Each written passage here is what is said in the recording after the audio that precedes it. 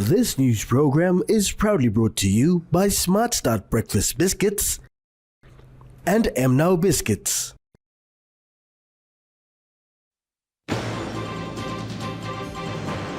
Nine suspects in relation to Baroni murder arrested. National Weather Service forecast potential flooding. And World Seagrass Day commemorated.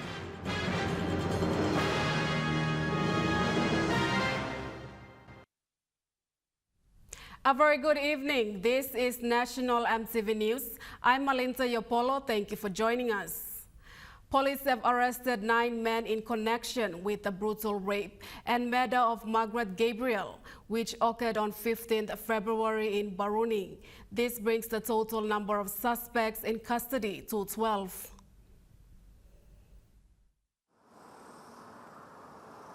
Commissioner of Police David Manning confirmed that the suspects, apprehended on 27th February, have undergone forensic procedures, including fingerprinting and DNA testing. He acknowledged the support of Australian Federal Police forensic experts who assisted the Royal Papua New Guinea Constabulary in the investigation. Manning stated that the use of modern DNA and fingerprinting technologies ensures conclusive evidence that strengthens cases in court and helps bring criminals to justice. He emphasized that such advanced forensic tools are now a critical part of the RPNGC's crime-fighting efforts. Manning extended his condolences to late Gabriel's family and assured the public that police are working tirelessly to deliver justice. Further updates on the investigation will be provided as they become available. James Guken, National EMTV News. Prime Minister James Marape has called for calm in Eastern Highlands province after families of 2 slain policemen blocked the island's highway demanding justice. Prime Minister Marape assured that investigations are underway and urged for the roads reopening to avoid economic disruptions. Authorities have since restored order with security forces deployed. Meanwhile, in Tari, police arrested a suspect in the fatal stabbing of a teacher, Mr. Rickson Poko. Marape, deeply saddened, pledged government support to the victim's family and vowed that justice will be served in both cases. James Guken, National EMTV News. PNG National Weather Service forecast heavy rain and potential flooding for inland PNG and the Highlands region, including the Owen Stanley Range. With PNG still in the monsoon season, where severe weather is anticipated, the National Weather Service warns of moderate to heavy rain with potential to cause riverine and flash flood for Western, Gulf, Southern Highlands, Jiwaka, Hela, Eastern Central and Oro provinces for the next 24 hours. Residents of the mentioned communities are advised to take necessary precautions during this time. The warnings that we issue are very important, and we would appreciate if, especially the coastal communities around those provinces, if they can respond in a positive manner in receiving our messages or warnings, that would be beneficial for them. Okay? Especially the very low-lying areas of Papua New Guinea. Western province is one. Some parts of Milne Bay. And when we have these very strong winds coming through, it can cause severe problems for those coastal dwellers. So it's best they take this warning seriously. Not only that, but for the provinces I have mentioned, to especially flooding, we will see that flooding is very, very dangerous as well, especially for people who live along the river systems. Riverine flooding is very, very dangerous. Not only that, but for urban areas like Port Moresby or town areas, you have these storm drains, and when it rains very heavily, little kids like to play around in the puddles and the small drains. However, when they become heavily flooded, it can drag little kids away. So it's just people listen to warnings and they act accordingly. The Weather Service also noted storm surges or the abnormal rise in sea level due to storm have subsided along the coastlines of Western, Gulf, Central and Milne Bay provinces along with its islands. However, all communities living along the mentioned areas are advised to take necessary precautions during the monsoon period. The monsoon period is anticipated to last till the month of April this year. Natasha Ovoy, National EMTV News. With PNG preparing to celebrate its 50th independence anniversary, the former PNG Army Commander Major General Jerry Singirock has confirmed that the country still has outstanding issues that needs a caring government. The former PNG Army commander, who joined the Defense Force in 1975, said his experience on PNG's history and developments so far, stating that we have a lot of challenges that needs a caring government to fight corruption. We have a lot of challenges. I think the most important challenge is we need a government that cares. We need to fight corruption. I think corruption is cancerous. Late St. Mikhail Marata and Sir Rabi Namaliu, they describe corruption as cancerous and systematic and endemic, and it's cutting into the fabrics of good government. He stressed that after 50 years, PNG is still struggling. After 50 years, are we doing things right? Right now, we are struggling. Papua New Guinea is struggling after 50 years. Poverty is staring straight into our face. Poverty bites into family fabrics. It breaks up family. It allows society to disintegrate. The social dysfunctions is out of the fact that people are unable to generate money for themselves. Former PNG Army commander also reflects on law and order issues in the country. We have serious law and order issues, mainly the prevalence of guns. We have so many illegal firearms. There's a lot of killings. Perpetrators are not brought to justice. There's not enough magistrates and court officials. So law and order is just not being addressed at the highest level. These are not trained properly. So we created our own problems. So we have to fix them to set a good base for the next 50 years. He advocated for good governance in PNG. Advocating that the Papua New Guinean Public Service and some nominations into the state enterprises must be candidates of the best with competent background, good standing, good character. Singirock also calls for government to invest and deliver services in the rural areas, especially on cash crops, to avoid people flooding into towns and cities for survival. Esther Gane, National EMTV News. Meanwhile, the former PNG Army Commander Major General advocates for government to invest in high-quality education rather than offering free education. I'm advocating that as a reflection we should invest in the high-quality education. Free education is not the answer. Free education makes us lazy. And it means that the government has to invest more in providing for teachers, housing, materials, but yet the free education has produced very, very little outcome in terms of quality. That Papua New Guineans should be qualified enough to be global employees, that the qualification must be good enough so that they can be employed anywhere in the world. World Seagrass Day was commemorated yesterday at Motupere Island to raise awareness about seagrass and its important function in the marine ecosystem.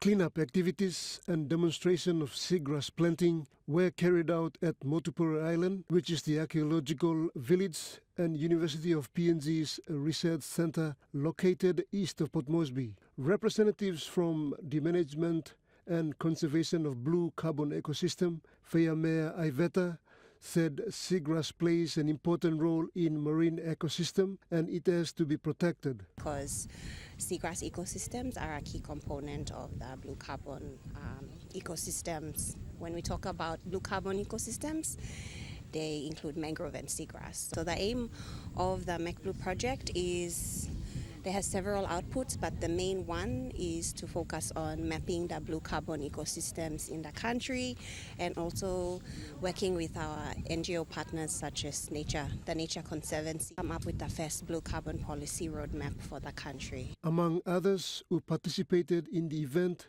were Lolowata Island Resort, which is also located next to Motupere. General Manager of the resort, Alex Wilson, highlighted the importance of marine ecosystem. Yes, this is our third cleanup campaign in this area. So the last one was in December. We cleaned up Lion Island with about 105 students from IEA, about 17 local villages and other parts of the community here. Our first cleanup was in November, start of November. It was Lolowata Island Resort again with some local communities. And we came here also to come and clean up Motupere. So it's exciting to be in Bootless Bay. We're working very closely with the local landowners along the Bay area in regards to conservation. They're the key stakeholders in what we do in the ocean and also what we do on the shorelines. Seagrass stores 18% of the world oceanic carbon while covering just 0.1% of the ocean floor. These underwater forests support fisheries, improve water quality, shielding coastline from erosions, and provide habitat for countless marine species. Pakatambua, National EMTV News. National EMTV News continues after the break. Stay with us.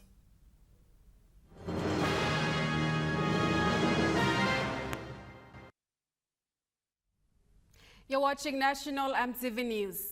Morobe Governor Luther Wenge is pushing the national government for increased royalties to fast-track negotiations of the Wafi-Golpu mining project.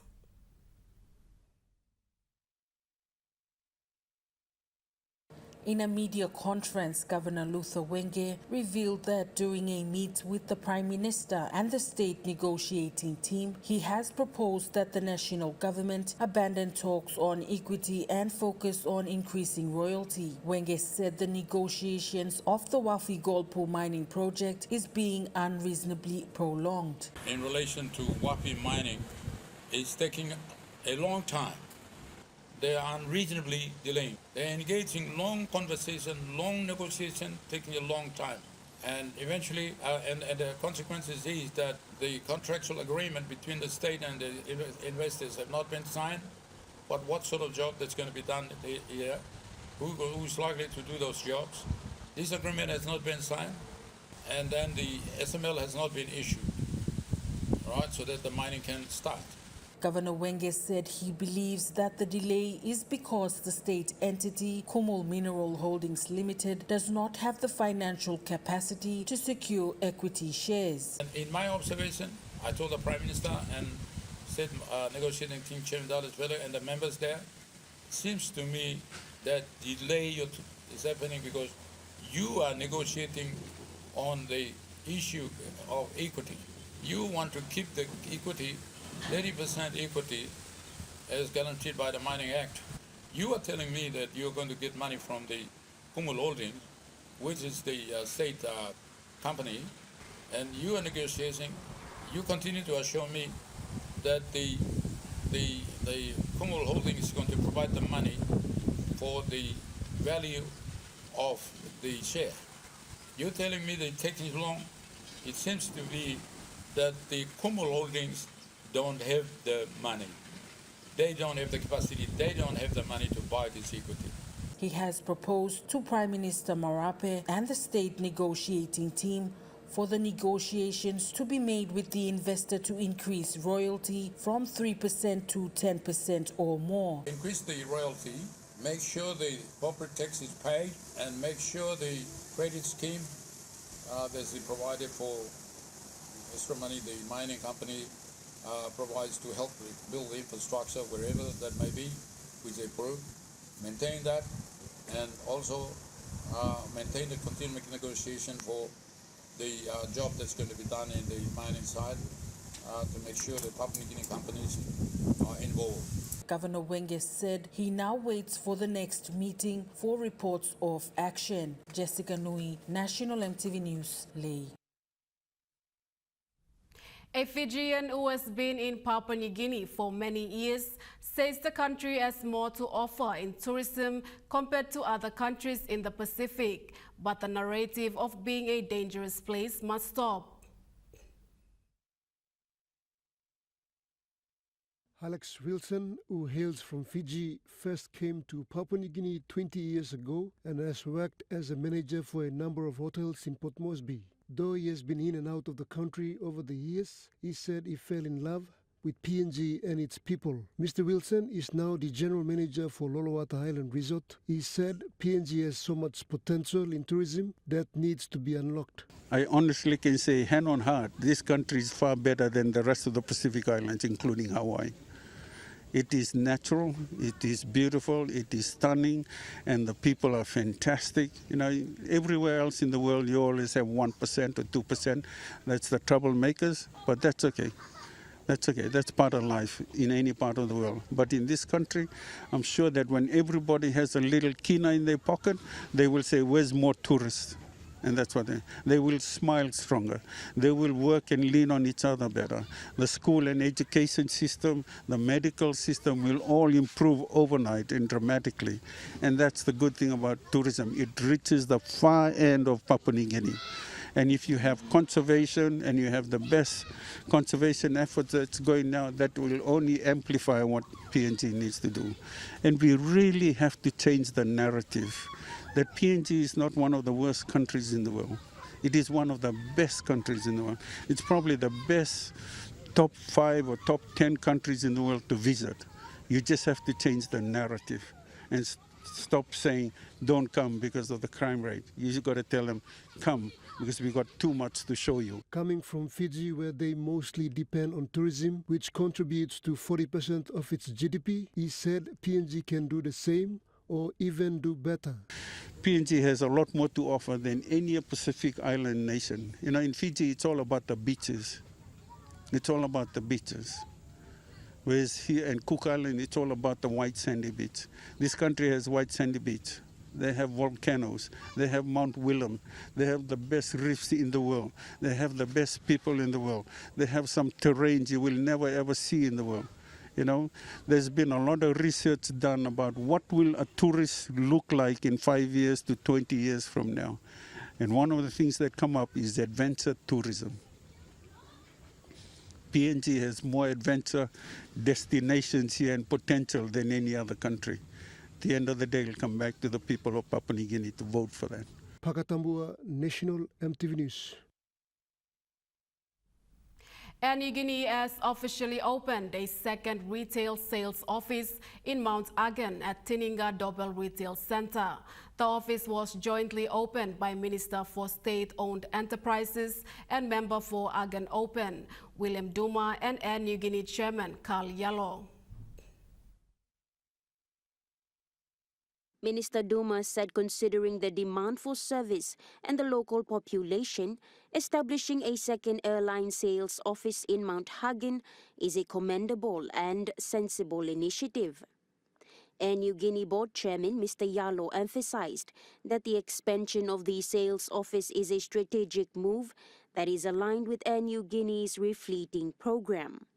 He said in September, Air Niugini will welcome the first new Airbus A200-300 aircraft. The chairman also clarified the recent airfare adjustment, highlighting the rising costs of fuel and spare parts. He assured the traveling public that the introduction of new aircraft with increased flying hours is expected to lead to a reduction in airfares. These strategic moves, he said, is aimed at enhancing operational efficiency and ultimately to benefit passengers with lower travel costs. Provincial member for Western Highlands, Wairapa, expressed enthusiasm about the developments that are taking shape, signaling a promising future for the province. The new Air Niugini sales officer doorbell provides a convenient location for travelers and locals, positioned between the Kagamega Airport and Mount Hagen City. Natasha Ovoy, National, MTV News.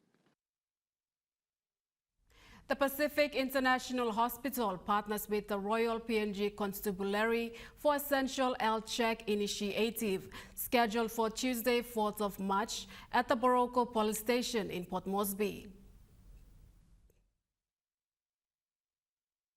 The initiative, set to kick off at 8 a.m. on Tuesday, 4th of March, aims to provide over 700 police personnel with essential health services, including body mass index assessments, glucose random blood sugar tests, and blood pressure monitoring. As part of this initiative, police personnel who require additional care will be offered a 20% discount on outpatient consultations at the Pacific International Hospital. This event represents a significant corporate social responsibility effort by PIH. Commending the initiative, the commander of the National Capital District and Central Provinces, Acting Assistant Commissioner of Police Benjamin Turi, emphasized that it is crucial for officers to attend and get health checkups, as they often miss out on these kinds of services. He said every officer should take it upon themselves to get checked and understand their health status. Natasha Ovoy, National, MTV News. 29 representatives from 8 wards in South Fly District, Western Province, recently signed grant agreements with Australia for projects chosen by their communities aimed at community and economic development. Australian High Commission representative Christine Charity said the 8 grants agreements signed will support egg production, sawmills and farm equipment projects. The remaining 22 grants for women's resource centers, community halls, bridges and egg production will follow in the coming months. Ms. Charity said these projects will support the local communities to have money in their pockets and food on their tables. The 29 ward representatives gathered in Daru late last month for training and induction as part of their final preparations related to their respective PNG Australia Partnership funded community and economic development grants. Provincial Administrator Robert Alphonse Kayon acknowledged Australia as their long-term partner in delivering on Western Province vision to strengthen economic development and build resilient communities. Following the passing of late Sir Julius Chen, the New Ireland provincial government undertook a customary outcry clearance ceremony on Friday, 28th of February in the provincial capital, Kavieng.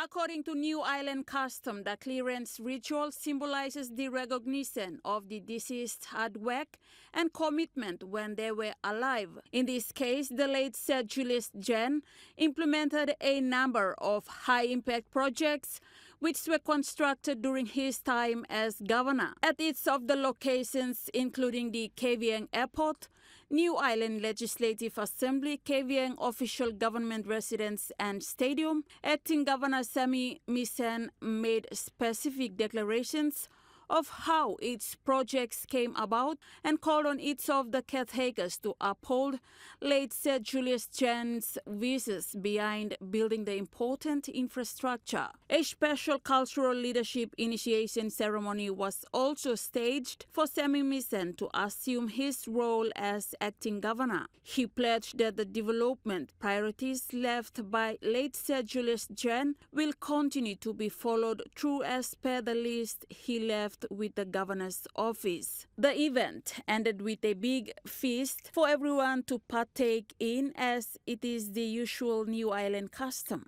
A similar customary clearance is also expected to take place in Port Moresby when Parliament resumes on the 10th of March. Esther Gane, National EMTV News.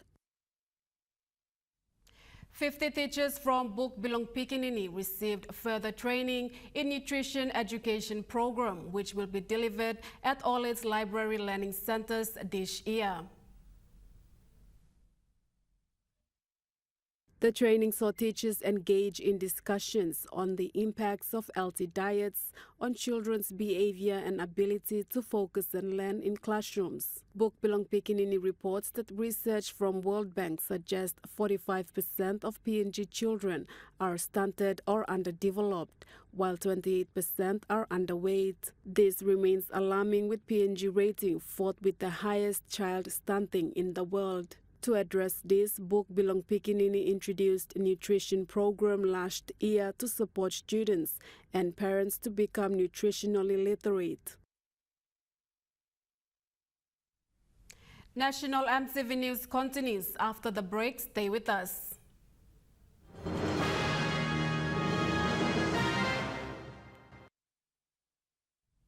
You're watching National EMTV News. Moving to overseas news. Now, Ukrainian President Volodymyr Zelenskyy has left the White House early after a bitter exchange with U.S. President Donald Trump. The two leaders were speaking ahead of a bilateral meeting when the conversation developed into an extraordinary verbal spat.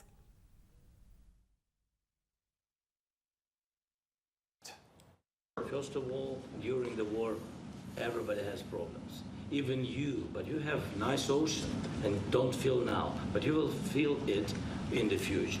God bless. You don't know that. God bless. God bless. You will not have a war. Don't tell us what we're going to feel. We're trying to solve a problem. Don't tell us what we're going to feel. I'm not telling you. Because you're in no position to dictate that. That's exactly what you're doing. You're in no position to dictate what we're going to feel. We're going to feel very good. You will feel influence. We're going to feel very good and very strong. You will feel influence. You're right now not in a very good position. You've allowed yourself to be in a very bad position, and he happens to be right about it. From the very beginning of the war. You're not in a good position. You don't have the cards right now. With us, you start having cards. Right now, you don't have. You're playing cards. You're playing cards. You're gambling with the lives of millions of people. You're gambling with World War III. You're gambling with World War III.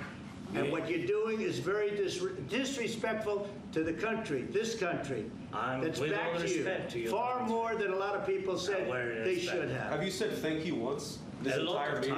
No, in this entire meeting, you said thank you. Today. You went to Pennsylvania and campaigned for the opposition in October. Offer some words of appreciation for the United States of America and the president who's trying to save your country. Queensland coastal communities have been warned to expect strong winds and a powerful swell as severe tropical cyclone Alfred edges closer to the mainland.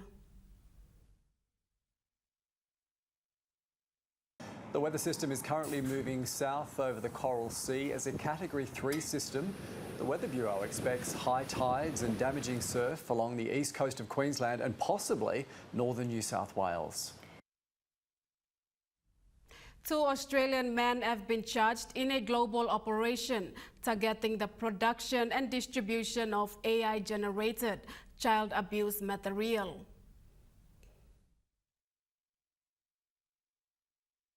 The investigation began in Denmark when a Danish national was arrested for allegedly producing AI-generated child abuse material and then selling it online. Now, authorities identified hundreds of subscribers in 19 countries and alerted relevant authorities, including the AFP. A 31-year-old Queensland man and a 38-year-old man from New South Wales were arrested last week. Both are believed to not know each other. A total of 25 people have been arrested in the operation worldwide. Police have fired tear gas and water cannon at protesters in Greece after being bombarded by petrol bombs and rocks. Demonstrators gathered outside Parliament in Athens on the second anniversary of the country's deadliest train crash. They demanded justice for the 57 people who were killed after an inquiry revealed safety gaps had caused the crash. Charges have been laid against rail officials, but no convictions have been made. National EMTV News continues after the break with Trukai Sports. Stay with us.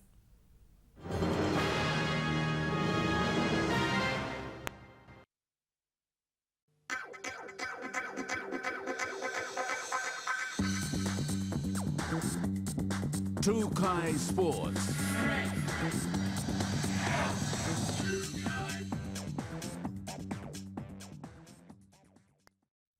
Welcome to Trukai Sports. After almost 10 years, soccer is now being revived in Goroka with the efforts of the Goroka Futsal Association Committee, made up of 11 members. The pre-season's match started a week ago, with the launching expected in the coming week under the team HOPE, which stands for Helping Our Players Excel. Telecom Limited Team 2 is eyeing a strong comeback despite a 1-point loss against CGC in the semi-finals of the private netball competition today.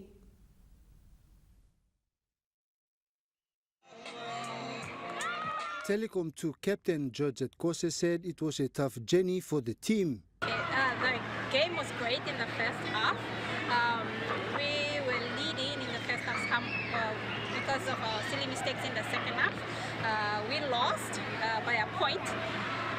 Congratulations to the winning team, CGC. And I'd like to thank the Team 2 girls for a great effort this year.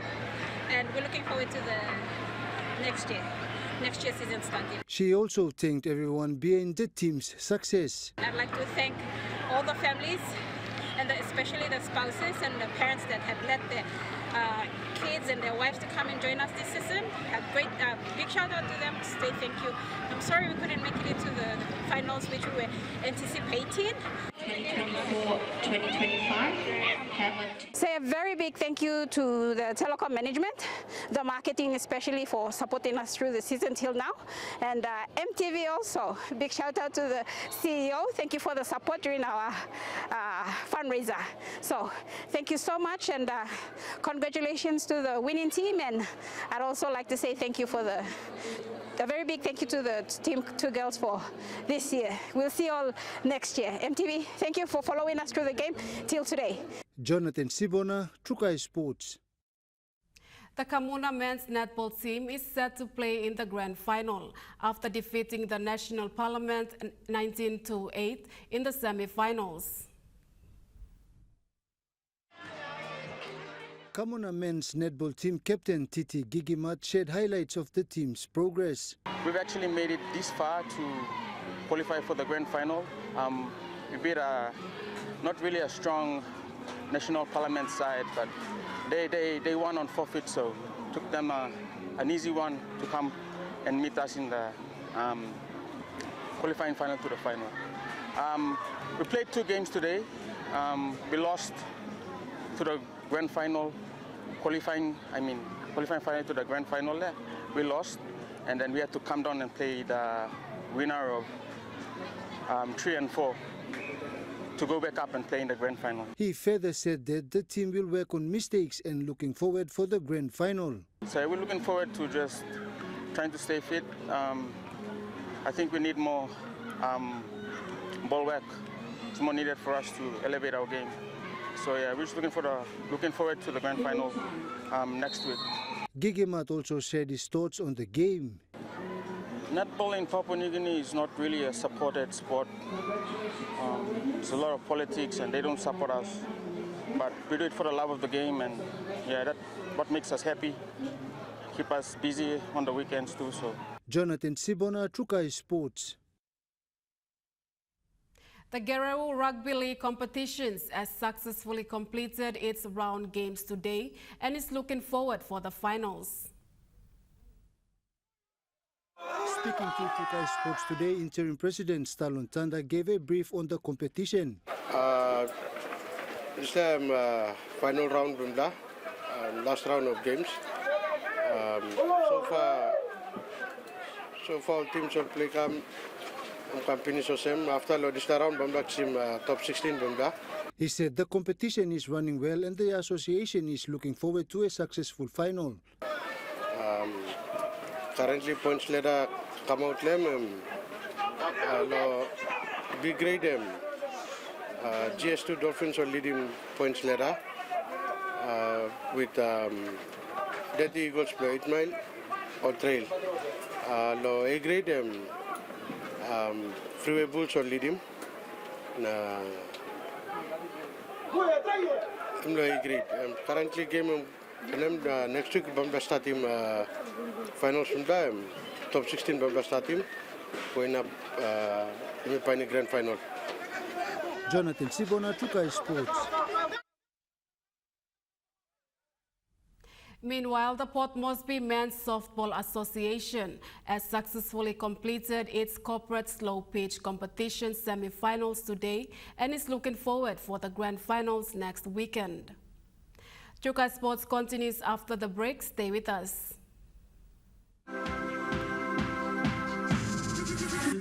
Trukai Sports. You're watching Trukai Sports. Now moving to overseas sports. In the Men's A-League, Western United has broken its Central Coast Udu, courtesy of a Luke Vickery goal. United beat the Mariners 3-1 on the Central Coast last night. Noah Botic is now the league's leading scorer, netting his 10th goal for United in the 52nd minute, with goals also coming from Vickery and Michael Roos. Earlier, Marco Tilio guided Melbourne City to a 1-0 win over the Wellington Phoenix in Wellington. Australia is through to the semi-finals of Cricket Champions Trophy despite the match against Afghanistan being rained out in Lahore.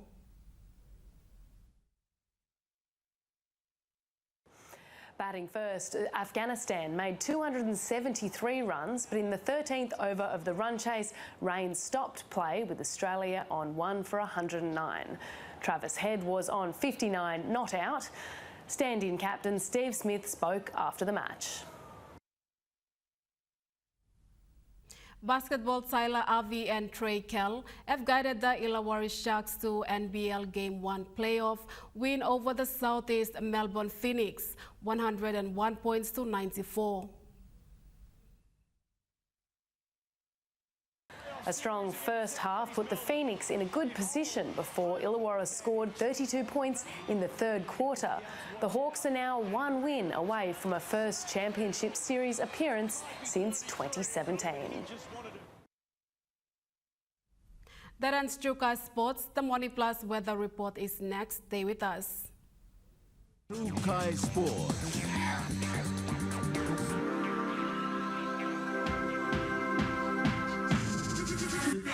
Trukai Sports.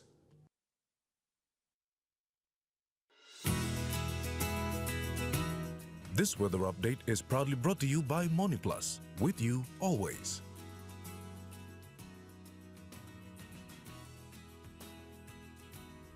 The Morning Plus weather report for the next 24 hours. In the southern region, Port Moresby City, partly sunny to cloudy with evening chances of rain showers and possible thunderstorms. Daru, cloudy periods with few showers and drizzles. Kerama, cloudy afternoon with frequent showers and drizzles. Alotau, cloudy periods with evening showers and rain, drizzles and possible thunderstorms. Popondetta, cloudy periods with rain showers and possible thunderstorms. In the Momasa region, Lay City, partly sunny to cloudy periods with evening showers and rain drizzles. Madang partly cloudy with afternoon and evening rain showers and drizzles and possible thunderstorms. Wewak cloudy with occasional afternoon showers and rain drizzles and possible thunderstorms. And in Vanimo, rainy periods with thunderstorms and cloudy. In the Niugini Highland regions, Lorengau, cloudy with showers and rain drizzles with thunderstorms at times. Kavieng, partly cloudy with brief evening showers and drizzles. Kokopo and Rabaul, partly cloudy with evening rain showers and possible thunderstorms. Kimbe, mostly cloudy with evening showers and rain drizzles with possible thunderstorms. And Buka, cloudy with few evening showers. And in the Highlands region, Mount Agan City, cloudy with rain showers and drizzles and possible thunderstorms. Goroka, Barnes and Kundiyawa, cloudy periods with evening rain showers and thunderstorms. Mendi, Tari and Wabeg, cloudy with frequent evening rain showers and drizzles and thunderstorms.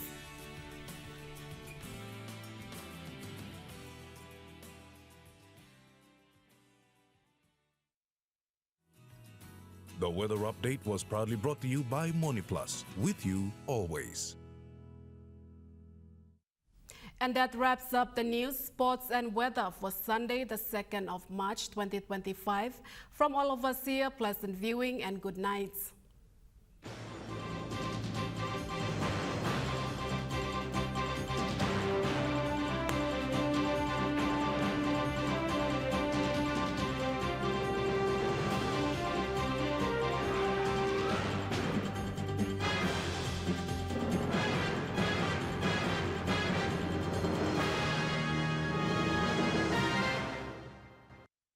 This news program was proudly brought to you by Smart Start Breakfast Biscuits and Gold Nuggets.